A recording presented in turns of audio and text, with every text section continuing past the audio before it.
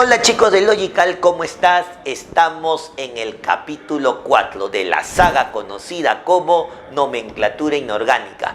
Y el día de hoy vamos a hablar correspondiente a los ácidos. Siempre cuando tú escuchas el término ácido, automáticamente lo asocias a limón, lo asocias de repente por ahí a un jugo en particular, por ahí se te viene a la mente ácido cítrico, pero también déjame decirte, muchachón, que por ahí las gaseosas que tomas están ligados a esta función. Hoy vamos a aprender cómo formular los ácidos, las características básicas que estos tienen y las diferentes formas en que los podemos expresar. Así que súbete conmigo al bus de la química, que hoy tengo para ti lo que es función ácido. Bien muchachos, el día de hoy vamos a tocar lo correspondiente a la función, digámoslo así, complementaria a los hidróxidos. Esto es la función ácidos, ¿de acuerdo? Clase anterior, cuando vimos la función hidróxidos, dijimos que estos derivaban de un óxido básico, el cual reaccionaba con el agua y es así como se formaba el hidróxido. Pero por ahí te debe haber quedado en tu mente de que si hay un óxido básico que reacciona con el agua, ¿qué pasará si tengo un óxido ácido frente al agua? Entonces es ahí donde vamos a hablar de esta reacción que provoca la formación de un tipo de ácido. En general, ahorita vamos a comentar cómo identificar a los ácidos o qué características por lo general tienen los ácidos. Muchos de ustedes han ingerido alguno de ellos y han percibido ciertas cualidades que te voy a señalar a continuación. Un ácido, chicos, se caracteriza por presentar iones hidronio, así como los hidróxidos tenían iones oxidrilo, que eran OH negativos. Ahora los hidronios lo conceptualizaremos como el H con signo positivo, el ion protón, el ion hidronio. Tienen sabor agrio. Uno cuando prueba un ácido siente esa sensación de medio dulzor, esa sensación de agrio es característica de los ácidos. No se dice que, por ejemplo, el limón tiene sabor ácido, no se dice que el vinagre tiene sabor ácido, sino que tiene sabor agrio. Otra cualidad que tienen los ácidos es que descomponen a los carbonatos. Profe, ¿qué cosa es un carbonato? Un carbonato es lo que nosotros conocemos como sarro. El sarro que se forma de repente en el inodoro, producto de que no lo limpiamos frecuentemente, o el sarro que se deposita en la tetera luego de hervir el agua. Todos esos carbonatos se pueden descomponer con el uso de un ácido. Uno de ellos, por ejemplo, y por ahí habrás escuchado, el empleo de la Coca-Cola, ¿no? Por el componente principal, que es el ácido fosfórico, uno de los ácidos más fuertes que puede lograr descomponer al sarro, descomponer a los carbonatos. Y en el caso de los ácidos se caracterizan por anular las propiedades de las bases. Esto es, anular las propiedades de los hidróxidos. Recuerda que dijimos que los hidróxidos se podían llamar bases o álcalis. Entonces los ácidos se encargan de anular sus propiedades. Un ejemplo, cuando tomamos un desayuno. Un desayuno básicamente tiene dos bebidas. Tiene café y tiene jugo de naranja. Jugo ácido, café, base. Ácido con base se neutralizan. Eso ya lo tocaremos a mayor profundidad cuando veamos el capítulo netamente de ácidos y bases. El día de hoy solamente mencionaremos cualidades principales de los ácidos y una de ellas es la neutralización frente a las bases. Ahora, lo que nos interesa, ¿cómo escribiremos la fórmula de un ácido? Bueno, muchachón, para esta ocasión te voy a presentar dos tipos de ácidos. El primero, el ácido oxácido. El ácido oxácido es aquel que químicamente deriva del óxido ácido o que tú tradicionalmente conocías como anhidrido. Este reacciona con el agua y genera el ácido oxácido en cuestión. Justamente lo que te comenté al comenzar este video. Si había un óxido básico que reaccionando con el agua generaba un hidróxido, entonces ¿qué pasó con el óxido ácido? Aquí está. químicamente reacciona con el agua para formar el primer tipo de ácido, que es el ácido oxácido. De tal manera que el nombre del ácido oxácido va a derivar del respectivo óxido ácido del respectivo anhidrido. Esto es, si el ácido se llamase perclórico, es porque deriva del anhidrido perclórico. Si el ácido se llama sulfúrico, deriva del anhidrido sulfúrico. Esto es, yo para determinar el ácido debo conocer el anhidrido de cuál deriva. Y los anhidridos ya lo hemos desarrollado cuando hemos visto la parte de función óxidos. Y eso está en uno de los videos que ya tengo para ti. Entonces, aprovechando la idea de óxidos ácidos anhidridos, ahora formaremos el criterio de los ácidos oxácidos. Tenemos por aquí algunos ácidos que vamos a representar. Por ejemplo, empecemos con el ácido carbónico. El ácido carbónico, profe, usted me ha dicho deriva de su respectivo anhidrido. Si es ácido carbónico, deriva del anhidrido carbónico. Por lo tanto, tengo que recordar el estado de oxidación del carbono. El carbono es del grupo 4A, entonces toma estados de oxidación par, +2 y +4. Recuerda lo que vimos en estados de oxidación. Grupo 4, estados de oxidación +2 y +4. Y como tienes dos estados, tú recuerdas oso para el primero, ico para el segundo. Y como acá la terminación es ico, tomaría +4. ¿Qué es lo que procede, profe? Simplemente armamos el óxido ácido, el anhidrido, y lo hacemos reaccionar con el agua. Entonces tenemos por aquí, si tú recuerdas, cuando armábamos el óxido ácido, era elemento 2, oxígeno estado, y en este caso el estado es el número 4. Pero, profe, cuando era par, usted también me dijo que se podía simplificar, y de esa manera,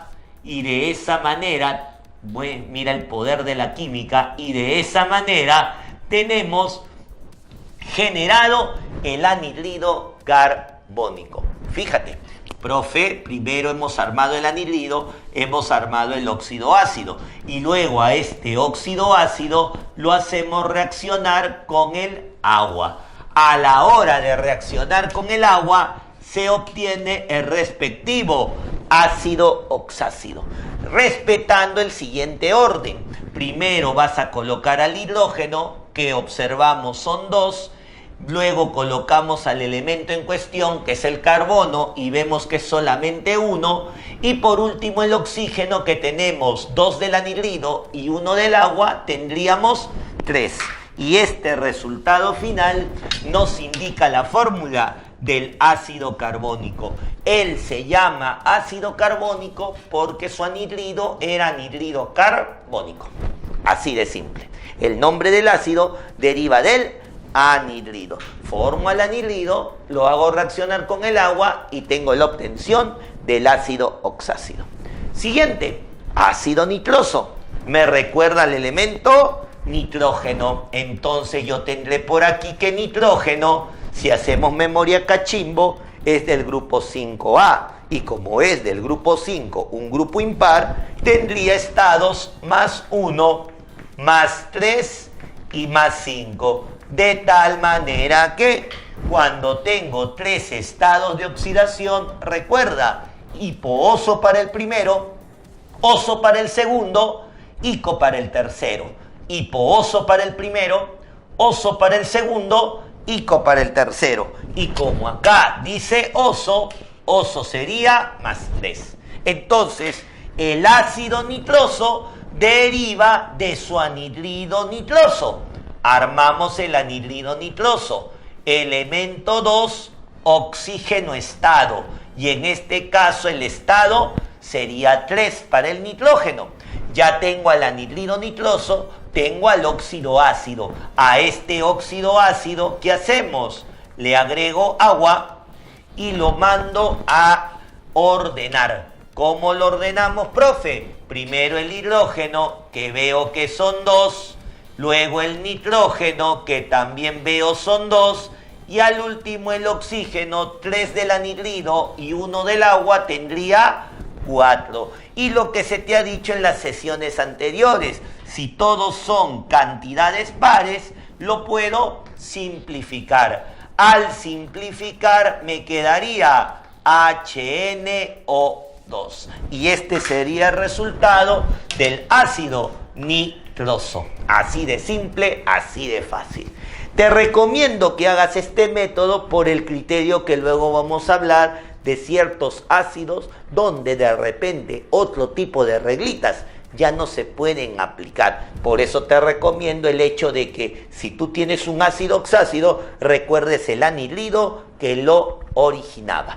Tenemos el ácido perclórico, vamos a hablar del amigo cloro. El cloro tú sabes que está en el grupo 7A y si es del grupo 7 es un valor impar. Por lo tanto, los impares hasta el 7, más 1, más 3, más 5, más 7, y veo que tengo 4 estados de oxidación. Por lo tanto, regla para 4 estados era hipooso para el primero, oso para el segundo, ico para el tercero, perico para el cuarto. Como acá tengo per-ico, entonces sería más 7.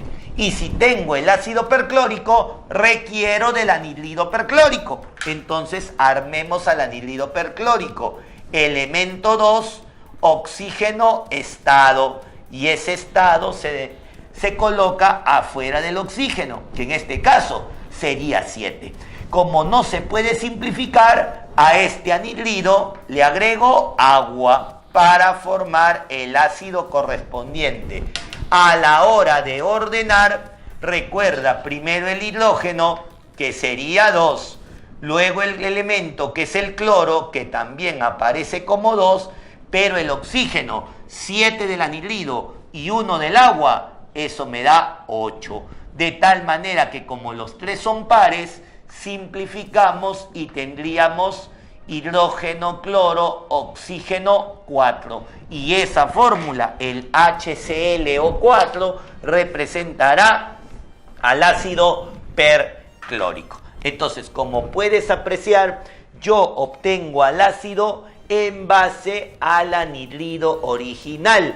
Ácido perclórico, anhidrido perclórico. Ácido nitroso, anhidrido nitroso. Ácido carbónico, anhidrido carbónico. El nombre del ácido deriva de su respectivo anhidrido. Ahora, una observación que tienes que tener cuidado es con respecto al boro, al fósforo, al arsénico y al antimonio. Estos 4 elementos, para lograr estabilidad, a la hora de formar su respectivo ácido oxácido, lo hacen con 3 unidades de agua. Esto es, si tú revisas la reacción anterior, mantiene los parámetros de óxido-ácido, agua genera ácido oxácido, solo con el detalle de que ahora ¿cuántas unidades de agua tenemos? 3 unidades de agua. Lo que tú a posteriori conoces con el término de moles. 3 moles de agua se hacen presentes para obtener los ácidos de estos elementos. Por ejemplo, 2 ácidos muy conocidos. El primero, el ácido fosfórico.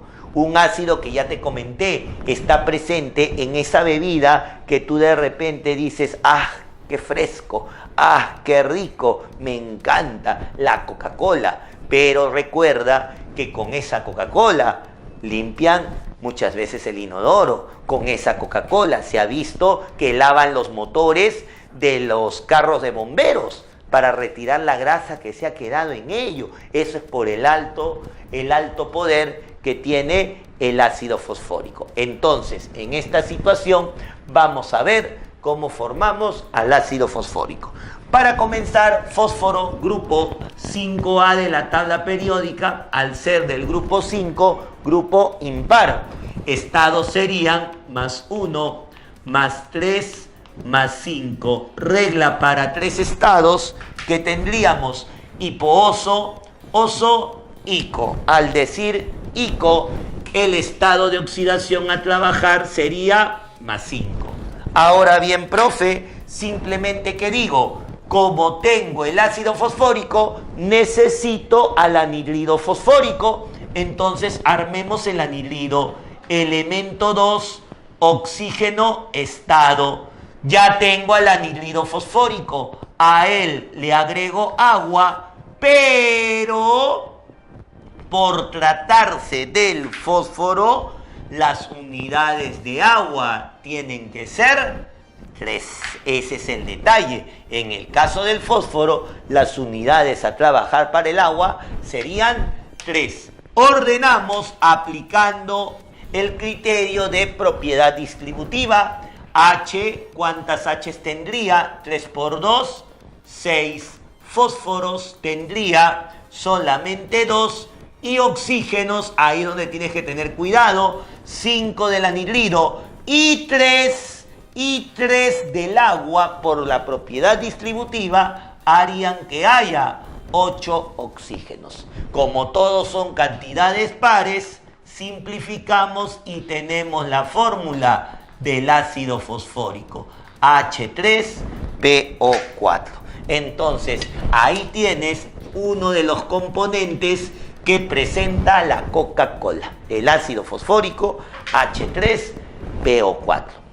Otro ácido que influye también bajo este principio del número 3 es el ácido bórico. Profe, ¿ácido bórico dónde? Por ejemplo, para matar cucarachas, lo usan para preparar insecticidas. De repente también habrás escuchado su aplicación para el pie de atleta, cuando uno siente esa comezón en los pies, entonces por ahí también aplicamos ácido bórico. Muchachos, viene del boro, grupo 3 de la tabla periódica, entonces estado de oxidación más 3. Como tiene un solo estado, obligatoriamente va a tener la terminación ico. Y si tengo el ácido bórico, necesito al anhidrido bórico. Armamos al anhidrido bórico, elemento 2, oxígeno, estado. Una vez que tengo al anhidrido bórico, ¿qué hacemos? Le agregamos agua, pero en la proporción que te comenté. Resulta que al ser boro, entra en el caso especial, donde tengo que tener 3 unidades de agua. Al reaccionar con 3 unidades de agua, acomodamos y tendríamos hidrógeno 6, igual que el caso anterior, propiedad distributiva. Boro tendría 2 y oxígeno 3 del primero y 3 de la distributiva del agua me generaría 6. Como todos son pares, al simplificar tendríamos H3, boro, oxígeno 3, y ahí tengo el ácido bórico. Como puedes apreciar, mantienen la secuencia anhidrido más agua, ácido oxácido, óxido ácido más agua, ácido oxácido. Solo cuál es la recomendación, que cuando se trabaja con estos elementos se usan 3 unidades de agua. Si eso te parece interesante, de repente por ahí en tu mente dirás, si tengo acá con 3 unidades de agua, ¿será posible de que pueda trabajar con 2 unidades de agua o de repente con 2 unidades de anhidrido? Y déjame decirte, cachimbo, que sí es posible. Tal vez de repente no es muy conocido para ti, pero gracias a mí lo vas a poder aprender. Te presento a los ácidos polihidratados. Un ácido se considera polihidratado cuando las unidades de agua comienzan a variar. De lo tradicional, anhidrido más agua, ácido oxácido, vamos a empezar a variar las cantidades de agua. Dependiendo del estado de oxidación, porque tú puedes ver que hay estados de oxidación impar y hay estados de oxidación par, vamos a generar 3 nuevos prefijos: meta, piro y orto. Meta, piro y orto van a generar la polihidratación. En el caso impar, y en el caso par. De tal manera que, si tú ves el cuadro que tengo aquí adelante, puedes ver que todos respetan la secuencia que hemos dicho. Anhidrido más agua, anhidrido más agua. ¿Cuál es la diferencia? Las cantidades a considerar. En el caso impar, meta, piro y orto trabajan con un anhidrido, trabajan con un anhidrido, trabajan con un anhidrido. Lo que varía es la cantidad de agüitas. La cantidad de agüitas va a ser consecutiva. Esto es 1, 2 y 3. Una forma práctica para acordarte. El anhidrido siempre vale 1 y el agua es consecutiva. 1, 2 y 3. De tal manera que tienes meta 1, 1, piro 1, 2, orto 1, 3. Recuerda el orden, primero el anhidrido y luego el agüita. Si esto pasa en el caso impar, ¿qué pasará en el caso par? Un truquito para que te recuerdes, esto te va a servir de espejito. Esto es, espejito 1, 1, 1, 1 también. Espejito 1, 2, 2, 1. Y aquí una cruzadita. Mira, espejito 1, 1, 1, 1. Espejito 1, 2, 2, 1. Y de aquí cruzadita. Esto es un anhidrido y 2 aguas. Y de esa manera sacamos el meta, piro y orto para el caso par. Caso par, meta 1, 1, piro 2, 1 y orto 1, 2.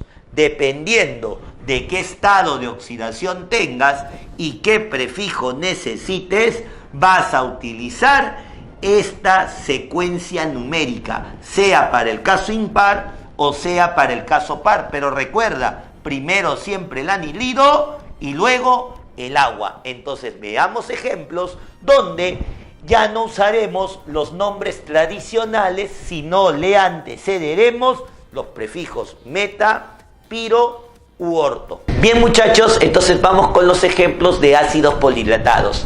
Te presento al ácido pirosulfúrico. Tal como te dije, ahora está apareciendo ese prefijo de polihidratación, en este caso conocido como piro. Entonces, como yo te había comentado de que todo ácido oxácido proviene de su anhidrido respectivo, el detalle es que no hay anhidrido pirosulfúrico. Entonces, lo que vamos a hacer primero es hacer un lado la palabra piro, que es la palabra de hidratación, y nos concentramos en el término sulfúrico. Sulfúrico viene de azufre, y tú recuerda de que el azufre es del grupo 6 de la tabla periódica. Al ser del grupo 6, toma estados de oxidación más 2, más 4 y más 6. Y como puedes apreciar por este lado, tenemos 3 estados, de tal manera que tendríamos hipooso para el primero, oso para el segundo, ico para el tercero. Como puedes apreciar acá, tenemos la terminación ico, correspondería al más 6. Entonces empezamos a formular el respectivo anhidrido. Tendríamos por aquí elemento 2, oxígeno, estado. Y como en este caso ambos son pares, simplificamos y tendríamos al anhidrido sulfúrico como SO3. ¿De acuerdo? Tenemos acá el anhidrido sulfúrico, el cual debe reaccionar con el agua por ser un ácido oxácido, y acá es donde viene la situación. Cuando analizamos piro de tipo par, la regla establecía que eran 2 unidades de anhidrido con una de agua. Nuevamente el poder de la química se hace de manifiesto y eso tenemos por aquí. Entonces, 2 anhidridos con una unidad de agua es la formulación del piro para el caso par. Ordenamos al estilo que siempre lo hemos hecho y tendríamos lo siguiente: hidrógeno 2, azufre tendríamos por propiedad distributiva 2 y oxígeno 6 del anhidrido y 1 del agua, tendríamos 7 oxígenos.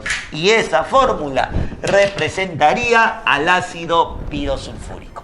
Ahí está la aplicación del prefijo piro en el caso par. Como puedes apreciar, el prefijo lo que ayuda es a modificar la cantidad de anhidridos y la cantidad de aguas. Siguiente ejemplo, tenemos por aquí al ácido ortoperclórico. Venga por acá, ¿qué es lo que tenemos? Profe, igual, prefijo de hidratación, orto. Entonces, separamos al orto y simplemente trabajamos con perclórico. Cloro es del grupo 7A y al ser del grupo 7, tomamos los estados impares. Sería +1, +3, +5 y +7. De tal manera que regla para 4 estados de oxidación tendríamos hipo-oso para el primero, oso para el segundo, ico para el tercero, per-ico para el cuarto. En este caso tenemos per-ico, sería +7 y armamos el ácido correspondiente. Tomo primero al anhidrido, que sería elemento 2, oxígeno estado. En este caso su estado es 7. Tengo el anhidrido perclórico y a este le agrego agua. Y en ese momento reviso, oye, eres un ácido polihidratado, llevas el prefijo orto de tipo impar. Orto de tipo impar, la regla que establece que un anhidrido debe reaccionar con 3 unidades de agua. En el caso piropar, 2,1. En el caso orto impar, 1,3. De acuerdo al prefijo, vas a modificar la cantidad de agüitas. Al ordenar, ¿qué tendrías? Bueno, sumamos, tendríamos por propiedad distributiva hidrógeno 6, tendríamos cloro 2 y tendríamos oxígeno 7 del primero y 3 del agua, tendríamos 10 oxígenos. Como todos son pares, la fórmula que nos quedaría sería H3 cloro, oxígeno 5. Y acá te presento al ácido ortoperclórico. Entonces, como puedes apreciar ahí, el ácido polihidratado se va a generar por la modificación de la cantidad de anhidridos, la cantidad de aguas. Ahora, uno más para que veas el piro en otro caso. Nuevamente, profe, separo al piro y trabajo con el nítrico. Nítrico viene de nitrógeno y el nitrógeno es del grupo 5. Grupo 5 es impar, estados +1, +3 y +5. Regla para 3 que tendría hipo-oso, oso, ico. Como en este caso dice ico, ico sería +5. Armamos el anhidrido y ¿qué es lo que va a ocurrir? En el elemento 2, nitrógeno 2, oxígeno estado, que en este caso sería 5.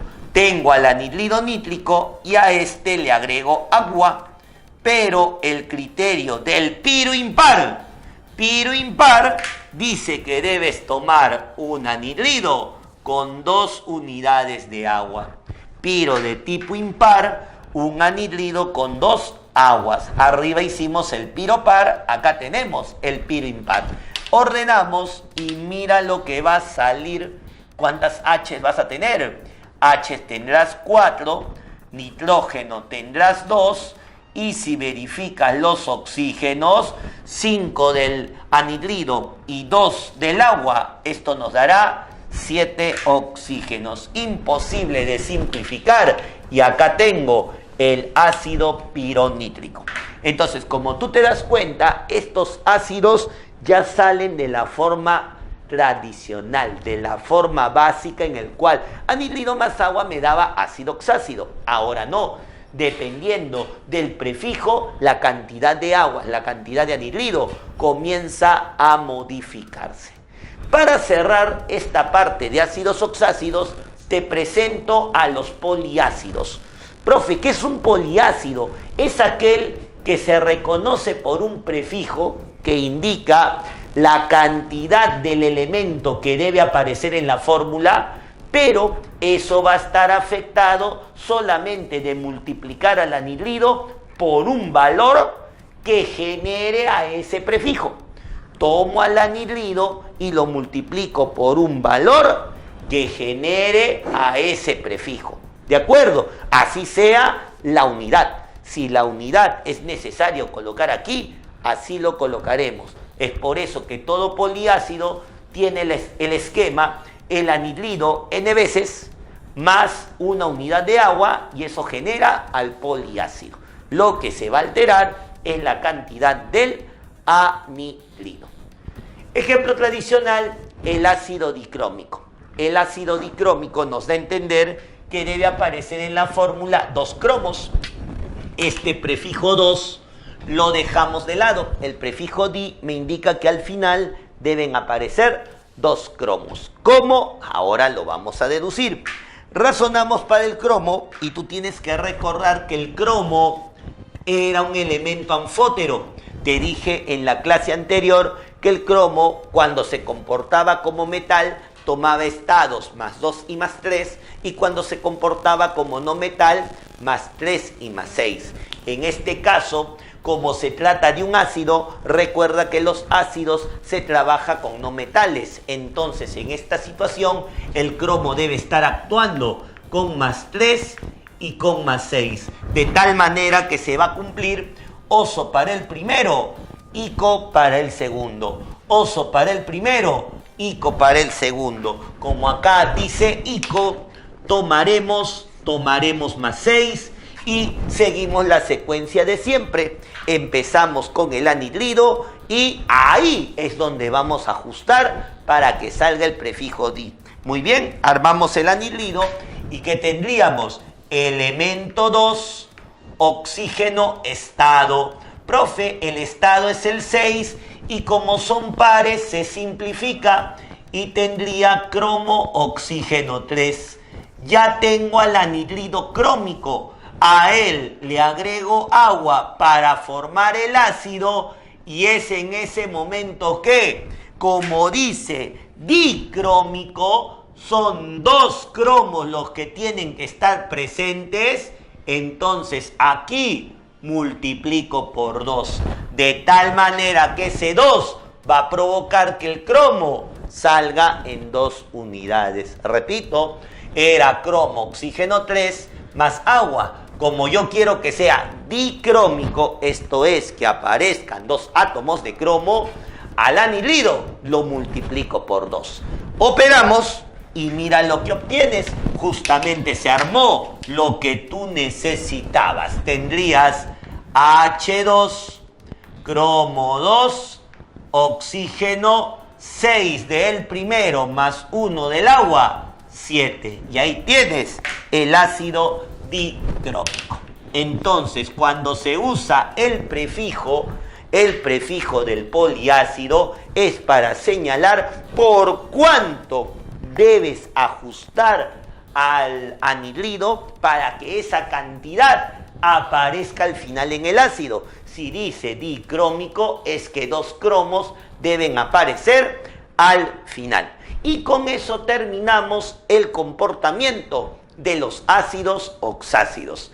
Ahora veremos el segundo tipo de ácido, que son los ácidos hidrácidos. Y estos ácidos son mucho más fáciles de recordar, porque si miras el primer video que trabajé para ti sobre nomenclatura, hablamos de los hidruros no metálicos. Y ahí te comenté que esos hidruros, cuando se disolvían en agua, esto es, formaban una solución acuosa, formaban este tipo de ácidos. Ahora te lo detallo. Un ácido hidrácido son aquellos que se obtienen al disolver en agua un hidruro no metálico. Y lo que tú tienes que recordar de esa sesión, de esa clase, es que los hidruros no metálicos aparecían en estado gaseoso. Y cuando se les nombraba, decía uro de hidrógeno. Por ejemplo, cloruro de hidrógeno. Chequea el video sobre estados de oxidación y función hidruros que tengo para ti. Entonces, profe, si yo tengo la presentación del hidruro no metálico, recuerdo que él estaba en estado gaseoso y se le nombraba como uro de hidrógeno. Cuando él se disuelve en agua, no es que reaccione con el agua, se disuelve en agua, este va solamente a cambiar su apariencia. Por lo tanto, la fórmula seguirá siendo la misma, pero ahora va a estar en solución acuosa. Por esa razón, ahora se indica el AC. El AC nos da a entender que es solamente una disolución en agua. Y ahí recién toma el nombre de ácido hidrácido. Y su nomenclatura ahora va a ser ácido. Colocamos el nombre del elemento terminado en hídrico. Mientras que acá era uro de hidrógeno, acá debe terminar en hídrico, antecedido de la palabra ácido. Fíjate, es la misma fórmula, solamente que hay un cambio en el estado físico, de gas a la solución acuosa, con lo cual estamos hablando de la realización de una mezcla, no es una reacción química. Es por eso que la regla práctica es la misma de los hidruros. Si tú revisas cómo trabajamos los hidruros, para los del grupo 7 el X valía 1, para los del grupo 6 el X valía 2, solo que en hidruros acá poníamos G. Ahora, ¿qué le vamos a poner? AC de acuoso, con lo cual esta presentación me hace ver de que se trata de un ácido hidrácido. Por ejemplo, dos ácidos hidrácidos tradicionales, el ácido clorhídrico. Fíjate bien, acá la terminación que tienes es hídrico, y si es hídrico resulta ser un hidrácido. Los oxácidos, acuérdate que decía hipooso, oso y coperico. Este dice hídrico y por lo tanto juego a la regla del X1, a la regla del X2. Como el cloro es del grupo 7, su X vale 1. Y si su X vale 1, hago lo mismo que hacía en hidruros no metálicos. Agarro al hidrógeno, agarro al elemento y en medio de ellos el valor de X, que es 1. Solo que en los hidruros no metálicos, acá le colocaba la G de gaseoso.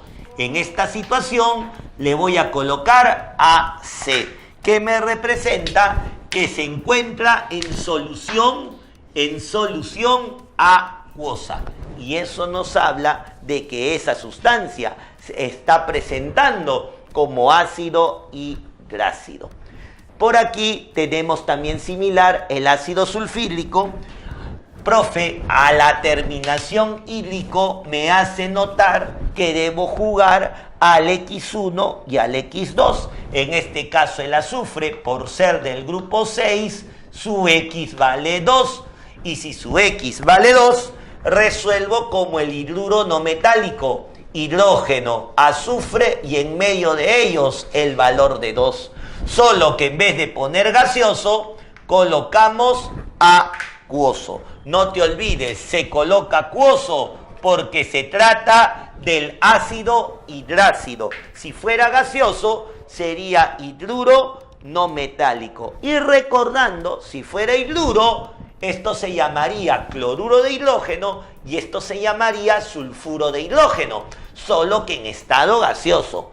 Al estar en acuoso, ácido clorhídrico, ácido sulfídrico, con lo cual vemos claramente que solo ha habido una mezcla del hidruro en agua. Entonces, esa es la forma de trabajar al ácido hidrácido bajo la terminación hídrico. Bien, muchachos, el día de hoy hemos hablado sobre los ácidos y has podido conocer diferentes tipos de ácido y te has dado con la sorpresa de que la Coca-Cola, por ejemplo, ya no va a ser tan agradable como tú lo pensabas, porque ya sabes también para qué la puedes utilizar. Si quieres seguir aprendiendo sobre nomenclatura, síguenos aquí en Academia Virtual Logical, sigue dándole like a mis videos, que tenemos todavía la parte 5 de nomenclatura, en la cual hablaremos sobre sales. Y con eso terminaremos la saga más deseada por todos los chicos preuniversitarios, que es nomenclatura. Así que sigue dándome like, síguenos acompañando y recuerda que todos somos partes del bus de la química. Hasta la próxima.